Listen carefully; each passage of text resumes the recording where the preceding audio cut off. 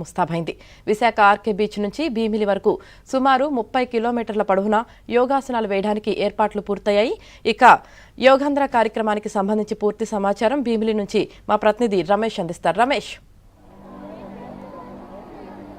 యావని ప్రధానంగా మరికాసేపట్లో విశాఖ సాగర తీరంలో ఒక భారీ ఘట్టానికి శ్రీకారం చుట్టబోతున్నారు. యోగా దినోత్సవం సందర్భంగా యోగాంధ్ర కార్యక్రమాన్ని నిర్వహించబోతున్నారు. దీనికి సంబంధించి ఇప్పటికే 5 లక్షల మంది ఒకేసారి యోగా చేసేటటువంటి విధంగా రాష్ట్ర ప్రభుత్వం చర్యలు తీసుకుంది. మరికాసేపట్లో ప్రధాని మోడీ ప్రధానమైనటువంటి వేదిక అయినటువంటి ఆర్కే బీచ్ దగ్గర యోగాసనాలు నిర్వహిస్తారు ముఖ్యమంత్రి. అదేవిధంగా డిప్యూటీ సీఎం కూడా ఆయనతో పాటు పాల్గొంటారు. అయితే అటు ఆర్కే బీచ్ నుంచి భీమిలి వరకు దాదాపుగా 26 కిలోమీటర్ల మేర 5 లక్షల మంది యోగాసనాలు నిర్వహించేటటువంటి విధంగా ఏర్పాట్లు చేశారు. మనం చూడొచ్చు, ప్రస్తుతం మనం ఎండింగ్ పాయింట్ భీమిల్లో ఉన్నాం. ఇక్కడ చూడొచ్చు, ఇక్కడ ముగింపు ఉంటుంది కాబట్టి ఇక్కడ కూడా దాదాపుగా 1000 మంది ఒక గ్యాలరీలో యోగాలు చేసేటటువంటి విధంగా ఏర్పాట్లు చేశారు. కానీ అంచనాలకు మించినటువంటి జనం హాజరైనటువంటి పరిస్థితి కనబడుతుంది. ఇప్పటికే గ్యాలరీ ఫుల్ అయింది. అయినా కూడా బయట ఇంకా చాలామంది పబ్లిక్ వేచి చూస్తున్నటువంటి పరిస్థితి. వీరందరినీ కూడా అకామిడేట్ చేయడం కూడా అధికారులకు కొంత సవాల్గా మారిందని చెప్పుకోవచ్చు.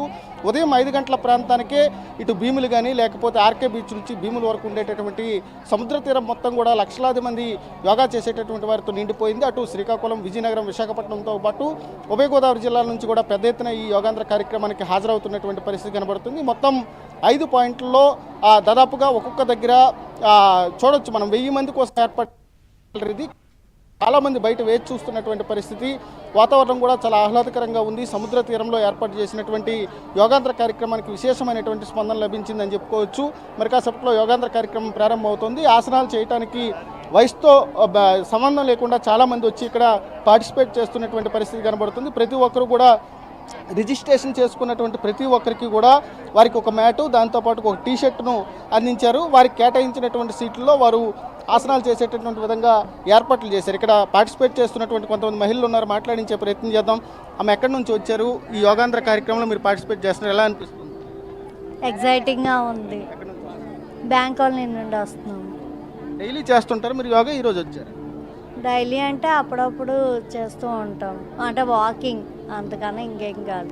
ఇప్పుడు యోగా అంటే మొత్తం అందరికీ కూడా హెల్ప్ఫుల్గా ఉంటుంది, బాగుంది కూడా. ఇలాగా రోజుకి ఒక్కసారి మంత్లీ ఒకసారైనా ఉంటే బాగుండు అనిపించింది. మీరు చెప్పండి, యోగా ఈరోజు యోగాంధ్రలో పార్టిసిపేట్ చేస్తున్నారు కదా, ఎట్లా అనిపిస్తుంది? బాగుంది, చాలా హ్యాపీగా ఉంది. డైలీ చేయాలి, ఇలాగా ఈ రోజు నుంచి స్టార్ట్ చేయాలి, డైలీ చేయాలని ఉంటుంది.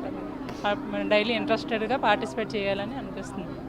ఇది మొత్తానికి పార్టిసిపేట్ చేస్తున్న వారంతా కూడా యోగాకి సంబంధించినటువంటి ఉపయోగాలను కూడా చెప్తున్నటువంటి పరిస్థితి. మీరు చెప్పండి, యోగా డైలీ ప్రాక్టీస్ చేస్తారా? ఈరోజు వచ్చారా, ఎట్లా అనిపిస్తుంది యోగాంధ్ర? చాలా బాగుందండి. డైలీ మేము చేస్తుంటాం, కానీ ఇది చాలా ఆనందంగా ఉందండి. ఇది ఇంటర్నేషనల్ ఇది కనుక చాలా హ్యాపీగా అనిపిస్తుందండి, మాకు చాలా హ్యాపీగా ఉంది. ఇది విశాఖ వేదికగా ఈరోజు ఈ చారిత్రాత్మకమైనటువంటి ఘట్టం జరుగుతున్నటువంటి నేపథ్యంలో స్థానికులు ఆనందం వ్యక్తం చేస్తున్నటువంటి పరిస్థితి కనబడుతోంది. మనతో పాటు మరికొంతమంది మహిళలు ఉన్నారు, మాట్లాడించేటటువంటి ప్రయత్నం చేద్దాం. అమ్మ చెప్పండి, ఈరోజు మీ వైజాగ్లో ఇంత పెద్ద ఈవెంట్ జరుగుతోంది, ప్రధానమంత్రి గారు కూడా మీ ఊరికే వచ్చారు, దాదాపుగా 5 లక్షల మంది యోగా చేస్తున్నటువంటి పరిస్థితి, ఎలా ఫీల్ అవుతున్నారు? చాలా సంతోషంగా ఉందండి. తెల్లవారుజాము 3 గంటల నుంచే బస్కి వచ్చి అందరినీ తీసుకొని వీధిలో అందరూ వచ్చాం. యోగా అంటే మాకు ఇష్టమే. మా కుటుంబం 50 మంది వచ్చారండి, అందరూ మా ఓలే సభ్యులందరూ, మా వీధిలోనే అందరూ, మా వదిన అక్కయ్య గారు అందరూ. ఎందుకంటే చాలా మన ఊరికి ఇదే కదా ఫస్ట్ టైము రావడం వైజాగ్కి, అండ్ విజయనగరం నుంచి వచ్చాను నేను. మీరు చెప్పండి అమ్మా, అసలు చాలా ఎక్కువ ఏజ్ మీది, ఈ ఏజ్లో కూడా యోగా చేయడానికి మీకు ఆసక్తి ఉంది, ఏం చెప్తారు? యోగా చేయడం అంటే చాలా ఇష్టం అండి. యోగా చేయాలని సంతోషంగా వచ్చానండి. జనాన్ని చూసి నాకు 66 సంవత్సరాలండి. ఇది చాలా సంతోషంగా ఉంది. రేఖవాణిపాలెం నుండి నేను వచ్చానండి. ఇది మొత్తానికైతే మహిళలు ఆనందం వ్యక్తం చేస్తున్నటువంటి పరిస్థితి కనబడుతోంది. ప్రతిరోజు కూడా ప్రాక్టీస్ చేస్తూ ఉంటామని చెప్తున్నారు. అమ్మ, మీరు ఎప్పటి నుంచి యోగా ప్రాక్టీస్ చేస్తున్నారు, ఎట్లా అనిపిస్తుంది ఈరోజు వైజాగ్లో యోగా చేయడానికి వచ్చారు? చాలా బాగుందండి, చాలా సంతోషంగా ఉంది. మరి ఇటువంటి కార్యక్రమాలు అయితే బాబు గారు వచ్చిన తర్వాతే జరుగుతాయి కాబట్టి ప్రజలందరూ చాలా ఆనందంగా ఉంటున్నారు. ఎందుకంటే హెల్త్ ఇష్యూస్ ఎక్కువ ఉన్నాయి కాబట్టి యోగా కంపల్సరీ చేయాలి, కాబట్టి ఇది చాలా మంచి డిసిషన్, చాలా బాగుంది. మేము గ్రామస్తులందరూ అన్ని గ్రామాల నుంచి వచ్చారు కాబట్టి అందరూ చాలా హ్యాపీగా ఫీల్ అవుతున్నారు. మేము కూడా చాలా సంతోషంగా ఉన్నాం. ఇటువంటి కార్యక్రమాల్లో పార్టిసిపేట్ చేయడం అంటే చాలా గొప్పే కదా, మరి అందుకనేసి చాలా హ్యాపీగా ఉన్నాం అందరూ.